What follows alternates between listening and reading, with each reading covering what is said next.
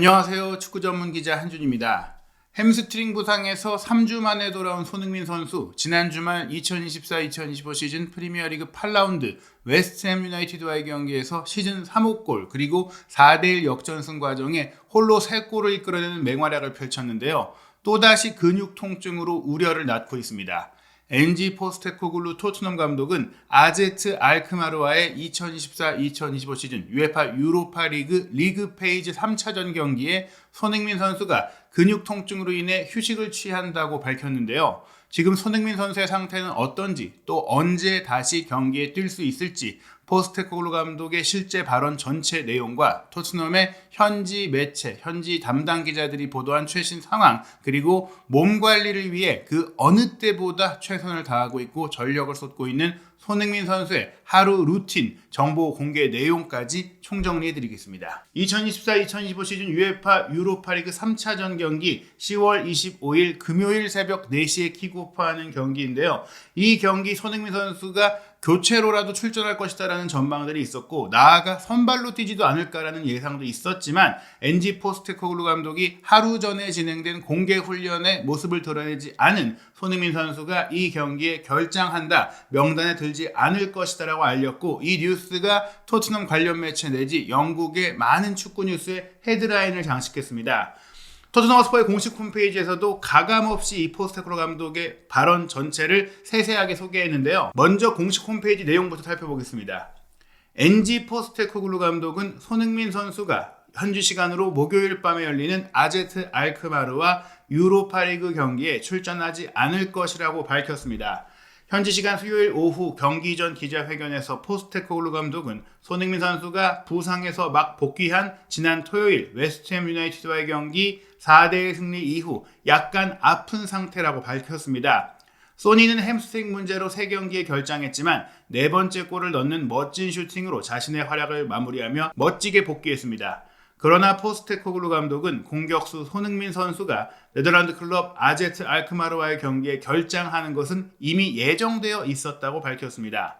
소니는 주말이 지나고 조금 아팠지만 어차피 출전하지 않을 예정이었어요. 우리는 그를 명단에서 제외하고 휴식하면서 그의 상태를 지켜볼 것입니다. 여기서 주목할 것은 표현인데요. 다시 한번 인저리, 부상이 생겼고 치료가 필요한 것은 아니고 약간 아픈 상태, a bit sore라는 표현을 통해서 지금 명확히 부상이 발생한 것은 아니지만, 뛸 수 없는 것은 아니지만 뛸 경우 그 부상이 악화되고 다시 한번 이 몸 상태가 최고의 컨디션이 아닌 채로 뛰어야 할 수 있기 때문에 예방 차원 휴식을 통한 경기력을 끌어올리기 위한, 몸 상태를 끌어올리기 위한 결정이라는 것이죠. 그렇기 때문에 몸 상태에 통증이 있는 이유도 있지만 그게 아니었더라고 하더라도 이제 32세가 된 손흥민 선수의 몸을 관리해주고 또 기용을 한다고 하더라도 최상의 경기력을 낼 수 있는 방식으로 기용하기 위해서 원래도 알크마르와의 경기는 손흥민 선수를 뛰지 않게 할 예정이었다고 얘기를 했어요. 실제로 지금 공격 라인에도 많은 선수들이 부상에서 회복했고 더블 스쿼드가 어느 정도 구축이 됐기 때문에 손흥민 선수가 굳이 뛰지 않고도 이 경기를 치를 수 있는 대체 자원들이 있다는 점에서 어느 정도 로테이션의 가능성은 예상이 됐지만, 지난 코벤트리와의 카라바오컵 경기 때처럼 유사시에 정말 어려운 결과가 나올 수 있다라면 이런 베테랑 선수, 확실한 선수, 고참 선수인 주장인 손흥민 선수의 교체 투입 가능성도 생각해 볼 수 있었겠지만, 그럴 수 있는 상황 자체를 아예 발생하지 않게 하고, 또 그런 상황이 사실은 손흥민 선수의 부상으로 이어졌던 전례를 생각했을 때 아예 훈련도 빼고 또 아예 경기 명단에서 빼서 온전히 휴식을 하고 중요한 경기에만 집중할 수 있게 하면서 이런 문제가 재발하지 않도록 하는 것입니다. 햄스트링 부상이 있었던 것에 대해서도 사실은 처음에 이런 가라바오와의 경기를 끝내고 냈을 때도 통증이 있을 뿐이다, 오래 걸리지 않을 것이다, 심각한 상황 아니다, 이렇게 얘기를 했지만 3주를 쉬었잖아요. 물론 그 3주를 쉬게 된 과정에는 A매치 휴식기간이 있었고 대표팀 소집에도 제외가 됐기 때문에 조금 더 휴식기간이 늘어났다라고도 볼 수 있겠지만, 어찌됐거나 토트넘에서 공식적으로는 햄스트링 인저리가 아닌 햄스트링 이슈라고 얘기하면서, 통상적으로 햄스트링 인저리라고 했을 경우에는 햄스트링, 허벅지 뒷근육 파열, 근육의 인대가 좀 이제 문제가 실제로 생긴 것들을 의미하는데, 그런 것은 아니고 피로가 누적되었다거나 또 그럴 수 있는 좀 힘든 근육 상태가 됐을 뿐이다, 즉 부상을 예방하며 관리할 뿐이다라고 얘기를 하면서, 이제는 분명히 나이가 들어감에 따라 본인이 아무리 노력을 해도 워낙 많은 또 활동량을 가져가면서 플레이하는 손흥민 선수, 특히 지난 시즌 최전방 공격수로 뛰면서 유럽 5대 리그 내지 10대 리그를 통틀어서도 공격수 중에 가장 많은 압박거리, 가장 많은 압박 횟수 등을 기록하면서 모든 것을 쏟아냈던, 또 평소 경기에도 박스 투 박스 공격수라는 얘기를 들을 정도로 많이 뛰는 손흥민 선수이기 때문에 그런 능력들을 어느 정도 유지하면서 또 잘 발휘하기 위해서는 경기 숫자를 조절할 필요가 있다. 게다가 월드컵 예선전 일정에 대해서도 10월에 이미 빠진 가운데 11월 일정 같은 경우에는 또 소화해야 할 수도 있고, 게다가 앞으로 또 올해 남은 일정들이 굉장히 빡빡하고 중요한 경기가 많기 때문에 더더욱 손흥민 선수를 무리하게 했다가 장기 부상이라도 당한다면 큰 문제가 될 수 있고, 또 이 나이에 그런 장기 부상을 당할 경우 회복했을 때의 경기력과 기량이 떨어질 수가 있기 때문에 미리 잘 관리하고 준비하자라는 판단이 내려졌다. 그러니까 지금 또 부상이 재발했다라기보다는 또 부상이 재발하지 않게 하도록 알크마르와의 경기에 휴식을 준다라고 보시면 될 것 같아요. 영국의 런던 지역 축구 전문 매체로서 현장 취재를 굉장히 열심히 하고 있는 인터넷 신문이죠. 풋볼 런던은 토트넘의 회신 선수단 상황도 함께 소개했는데요. 주장 손흥민 선수가 3주 만에 지난 주말 런던 더비에서 승리를 이끌면서 처음으로 선발 출전을 했지만 이번 유로파리그 최종 훈련의 모습을 드러내지 않았기 때문에 이에 대한 얘기들이 많이 오갔고, 결국에는 기자회견이 열리자마자 이에 대한 질문이 가장 먼저 나왔었죠. 이 경기에서 좋았던 것은 쿨루셉스키의 맹활약, 이브비스마의 득점, 그리고 히샬리송까지도 후반전에 교체 출전을 하면서 2달간의 부상 끝에 돌아왔다는 것도 호재였고요. 다만 복귀 전망이 나왔던 윌슨 오도베르 같은 경우에는 지난 주말 웨스트햄과의 경기 명단에 들지 못했는데 손흥민 선수가 빠졌던 이번 현지 시간 수요일 알크마르전 데뷔 훈련에 포착이 됐고, 또 훈련도 아주 잘하는 모습, 통증 없이 팀 훈련을 전체적으로 소화하는 모습을 보면서 이제는 오도베르의 복귀가 임박했구나라는 것을 알 수 있었어요. 오도베르와 히샬리송도 돌아왔기 때문에 베르너, 솔랑키, 존슨의 마이키 무어까지 있는 과정 속에 오도베르와 히샬리송을 투입할 수 있는 상황은 굳이 무리해서 손흥민 선수를 쓸 필요가 없다. 즉 앞으로도 손흥민 선수가 부상이 아니더라도 모든 경기를 선발로 쓴다거나 모든 경기를 무리해서 기용할 필요가 없는 상황으로서 손흥민 선수에게 모든 경기를 뛰게 하는 게 아니라 가장 중요한 경기에 가장 좋은 경기력을 낼 수 있는 그런 플랜이 구축됐다고 보시면 될 것 같습니다. 오도베르의 훈련 복귀가 반가웠지만 대한민국 대표 공격수 손흥민 선수가 이날 공개 훈련에 결장했던 가장 눈에 띄는 선수였다고 얘기를 하면서 결국 모든 호재 속에서도 손흥민 선수가 나설 수 없는 상황을 영국 언론도 가장 걱정하고 우려했는데요. 어찌됐거나 이 과정 속에 또 최근에 새롭게 연장 계약을 체결한 제드 스펜스도 사타구니의 문제가 있어서 빠졌다고 하는데, 지난 주말 웨스트햄과의 경기도 빠졌고 이번 경기 같은 경우에는 유로파리그 명단 자체에 들지 않았기 때문에 애초에 뛸 수 없는 상황이긴 하지만 이번에도 개별 훈련을 했다라고 하면서 심각한 부상 아니고 곧 돌아올 것이다라고 얘기를 하면서 이후 이어질 카라바오 경기라든지 또 프리미어리그 경기에 다시 명단에 들 수 있다라고 또 소개가 됐습니다. 빡빡한 이런 일정 속에 또 손흥민 선수가 명단에서 빠지는 것도 있지만 그게 아니라고 하더라도 말씀드린 대로 로테이션이 가동될 거라고 풋볼 런던에서 전망을 했는데요. 이번 알크마르와의 경기는 손흥민 선수뿐 아니라 쿨루셉스키, 데스티니, 우도기가 휴식을 취할 것으로 예상된다며 선발 명단에 대대적인 변화가 있을 거라고 했습니다. 그러면서 또 포스테코글루 감독이 어떤 선수를 대신 알크마르와의 경기에 내세울지에 대한 직접적인 질문도 있었고, 또 포스테코글루 감독도 굳이 숨길 필요가 없는 정보이기 때문에 충분히 상대팀도 예상할 수 있는 정보이기 때문에 질문에 어떤 선수가 뛸지에 대한 질문에 솔직하게 대답을 했는데요.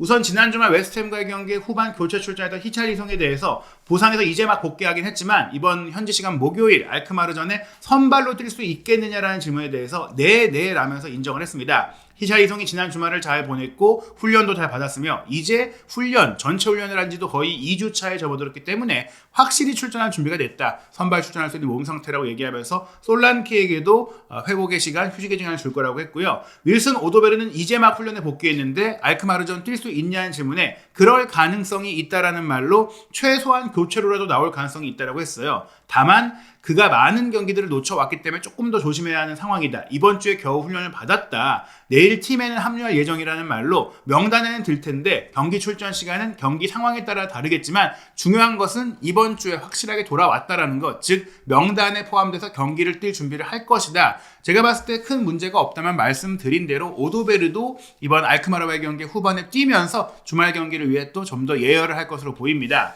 손흥민 선수가 지난 웨스트햄과의 경기 선발로 뛰면서 아주 좋은 경기력을 유지하고 있었음에도 70분에 교체 아웃 해준 것은 어찌 보면 손흥민 선수의 이런 부담과 근육의 부하를 줄여주고 또 장기적으로 활용하기 위한 선택이었다고 볼 수 있는데요. 그런 과정 속에 풋볼 런던은 이번 알크마르와의 경기 예상 명단을 토트넘 담당 기자인 롭 게스트 기자가 내놓았는데 우선 아주 많은 변화를 주진 않을 것이다. 유럽 대항전마다 포스테코글루 감독이 로테이션으로 변화를 주기는 했지만 주전을 모두 빼는 11명을 다 빼는 무리수를 두진 않을 것이고 그리고 이전에도 그러지 않았었고 알크마르와의 경기는 더더욱 그럴 것이다. 지금까지 치렀던 가라바흐전이나 페렌츠 바로시전 두 경기보다 더 강한 상대가 알크마르이기 때문에 이번 경기 주전 선수들이 충분히 또 절반 정도는 뛸 거라고 전망한 건데요. 골문은 주전 골키퍼인 비카리오가 지키고 수비 라인은 가라바흐전에 퇴장을 당했던 드라구신이 한 경기 결장징계에서 돌아오기 때문에 출전을 하면서 그 파트너로는 A매치 기간에 남미를 다녀와야 했고 또 웨스트햄과의 경기를 바로 치르면서 체력이 조금은 떨어졌을 수 있는 로메로가 휴식을 취하고 A매치를 다녀오긴 했지만 유럽 내에서 이동했던 반더벤이 뛸 거라고 예상을 했어요.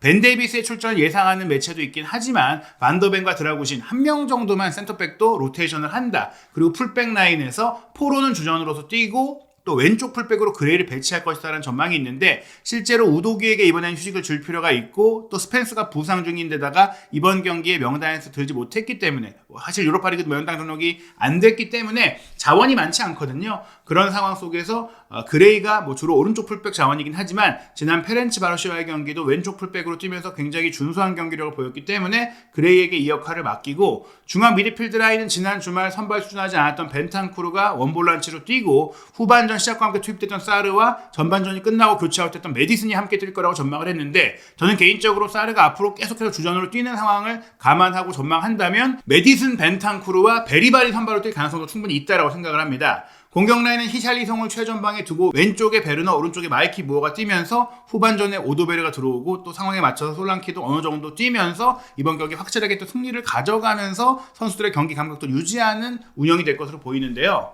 프리미어리그 부상에 대해 굉장히 공식적인 정보를 전달하고 정리해주고 있는 프리미어 인저리스닷컴에 따르면 손흥민 선수의 몸 상태 언급드린 대로 현재 50%다. 확실한 룰드 아웃, 이탈 상태, 부상 상태라기보다는 지금 현재 진단 평가 중이며 오는 주말 10월 27일 주말에 있을 프리미어리그 9라운드 크리스탈 팰리스와의 경기는 충분히 뛸 수 있을 것이다라고 전망이 나오고 있고요. 허벅지 부상으로 이탈한 윌슨 오도베르는 평가에서 이제 진단에서 돌아오면서 확인이 되면서 100%의 몸 상태가 됐고 이제 현지 시간으로는 10월 24일 밤, 한국 시간으로 10월 25일 새벽에 열릴 알크마르와의 경기에 출전할 수 있는 상태로 확인이 됐습니다. 제드 스펜스 같은 경우에는 25%의 몸 상태로 심각한 부상은 아니다. 일단은 개인 훈련을 하고 있기 때문에 오는 주말 경기에 맞춰서 다시 회복할 수 있을 것이라고 보고 있는데요. 앞으로 토트넘의 일정이 굉장히 빡빡하고 또 올해 마지막 A매치인 11월 일정까지 포함한다면 손흥민 선수가 부상이 아니라고 하더라도 몸 관리가 충분히 필요한 상황입니다. 이번 주중 경기 알크마르전 이후 오는 주말 10월 27일 일요일 밤 11시에 크리스탈 팰리스와 프리미어리그 9라운드 경기가 있는데요. 그 뒤에는 손흥민 선수의 역할이 꼭 필요하다고 할 수 있는 맨체스터 시티와 카라바오컵 16강전이 10월 31일 목요일 새벽 5시 15분에 열리고요. 또 이어서 11월 3일 일요일 밤 11시에는 강호, 난적, 에스턴 빌라와 프리미어리그 경기를 홈에서 치르게 됩니다. 그리고 나서 11월 8일 금요일 새벽에는 튀르키예 원정, 갈라타사라이와 유로파리그 경기를 치러야 되고 11월 10일 일요일 밤 11시에 입스위치와 프리미어리그 경기를 치르게 되는데 이렇게 연달아서 주중 주말 경기가 이어지다가 11월 14일에는 역시 실질적인 주중 경기를 치러야 하는 일정을 쿠웨이트 원정으로 월드컵 예선전을 치러야 하죠. 그리고 나서 또 다음 주중 경기라고 할 수 있는 현지 시간으로도 화요일인 11월 19일 밤 11시 우리 시간으로죠. 팔레스타인과의 월드컵 예선 경기를 치러야 돼요. 그리고 나서 토트넘 일정으로 돌아와서 영국으로 돌아와서 11월 24일 일요일 새벽 2시 30분에는 맨체스터 시티와 원정 경기로 프리미어리그 경기를 치르고 또 주중 경기로 11월 29일 금요일 새벽 5시에 AS 로마와 경기가 있습니다. 그리고 나서 또 주말에 12월 1일 일요일 밤 10시 반에 풀럼과 경기가 있는데 그리고 나서 이번에는 주중 프리미어리그 경기가 열려요. 12월 6일 금요일 새벽 5시 15분에 본머스와 원정 경기입니다. 그리고 나서 또 며칠 쉬지 못하고 3일 만에 실제적으로 현지 날짜로도 그렇죠. 12월 9일 월요일 새벽 1시 30분에 첼시와 런던 더비 빅매치가 있습니다. 그리고 또 쉬지 못하고 주중 경기 12월 13일 금요일 새벽 5시 레인저스와의 원정 경기가 유로파리그 경기로 있고요.